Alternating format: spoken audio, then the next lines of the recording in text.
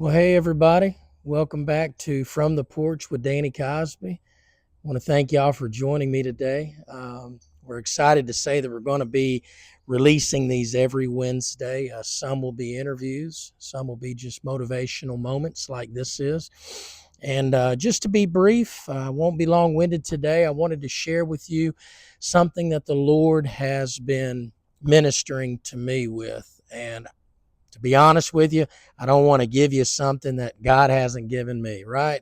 I mean, if it's not working for me this week, why am I going to share it with you? So I just want to share with you what I have. If I tell you I got $20 and I've only got $5, I'm lying, right? But if I tell you I got $20 and I'm going to give you $20, then that's the truth. And I'm going to give you $20. So I want to give you what it is that I have. And it's this word light.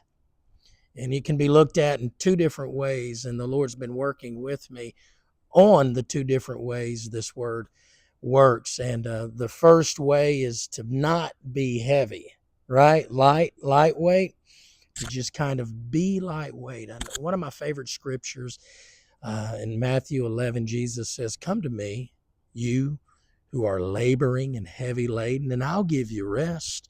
How many of y'all are like me, walking around during the week just kind of burdened down with some heavy stuff? I don't know what it is you're dealing with. You do. And Jesus is saying, I'm inviting you to come drop that on my shoulders and then go out and do what it is I've called you to do. You can't climb a mountain with a backpack full of boulders on your back. You ever see anybody rock climb or mountain climb? The most they've got is maybe a pocket knife and some of those things that hook into the rock and some rope to keep themselves attached should they lose their grip. They've got to be light. So that's the first thing that I want to share with you. Jesus is inviting, I believe, you and me to be light, not heavy, not burdened down, but to be light. There's nothing worse than somebody in ministry that is going through burnout. You can't do ministry in burnout. You can't give from an empty cup. One of my favorite verses, Malachi 3:10 says, God talking to Malachi says, "Bring all the tithes into the storehouse that there may be meat." And then God says, "Prove me now herewith, saith the Lord of hosts, if I will not open you the windows of heaven and pour you out a blessing that there's not room enough to receive." Now, I know that's taught as a tithe and a financial aspect, and that's true.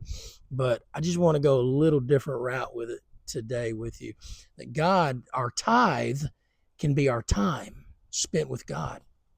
So we bring that time that we could be doing other things with to God, and we offer that to Him in just gratitude, thanking Him, thinking about Him, getting into the Word and meditating on that, just doing some things, making a list of some things that you want to do that are God-centric, and allowing Him to do what it is He does when you do that. Now it says, if you bring that tithe, then God says, "Prove me now herewith, saith the Lord." That's pretty awesome language. That's some combative language saying, if you do this now, if you want to wrestle with me and really do this and give me some of your time, here's what I'll do. He says, "If I will not open you the windows of heaven and pour you out a blessing." And I believe when we spend time alone with God, He does open a window and He pours Himself out into us. But what's amazing, I've learned that we become the windows of heaven.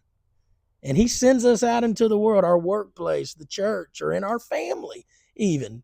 Your family probably needs that spiritual hydration that only you can provide by the grace of God. And then He opens us up. The Bible says, "I will open you up," right?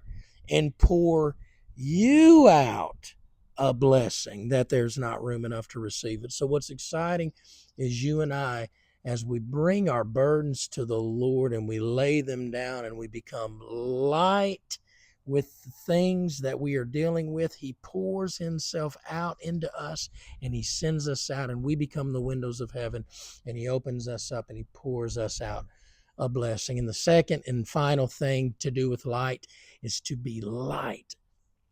In Matthew 5, Jesus says, "You are the light of the world." Somebody put your hand on your chest and say, "I am the light of the world." That's an awesome privilege, an honor, a joy, something you shouldn't be ashamed about. You should be bold to state that truth. Jesus said it. He said, "You are the light of the world." A city set on a hill that cannot be hid. And then he goes on to say, let your light so shine so that men may see your good works and glorify your Father in heaven. Jesus isn't talking about put on a show, but he's saying that people will see there's something different about this person. They're lighter. They seem to be at peace. It seems to be lasting peace. And they're out there doing what they're calling the work of God, whether that's feeding homeless people or spending time with people in prison or just going home and loving your spouse in the way that God has made it so for you to love them in a healthy way that will lead into a plethora of other wonderful opportunities to grow with your spouse and with your family, with your children. So that's my encouragement for you today, y'all. Let's be light and let's be light. You know what I'm saying? There's nothing greater than seeing someone who has the weight lifted off their shoulder and something of joy that is genuine emanating from them. And that's a work that only the Lord can do. So let's lean into that. The Bible says, trust the Lord with all our heart. Lean not unto our own understandings. Don't try to figure this life thing out on your own. He says, don't lean into your own understanding, but in all your ways, that's everything. What you think about, talk about, doing, all of those things. He says, acknowledge me. God says, acknowledge me and I'll direct your path. So this is one of those ways. If you're watching this right now, this is what you acknowledging the Lord and him directing your path through me, pouring himself out through me onto you, a blessing, so that you can be operating from overflow and not from your source that God has given you. Because he's given you a source, a sense of being filled for you. But he also wants to fill you up so much, the Bible, Malachi 3:10, here we go again, that he says there's not room enough for the amount of blessing that I'm going to pour into your life. And that doesn't have to be material or financial. It can be just the fruit of the Spirit. But we'll get into all of that later. I'm going to leave it at that right now. Let's live lightly and let's live with light shining from us, that city set on a hill. I love you. God bless you. Praying for you this week.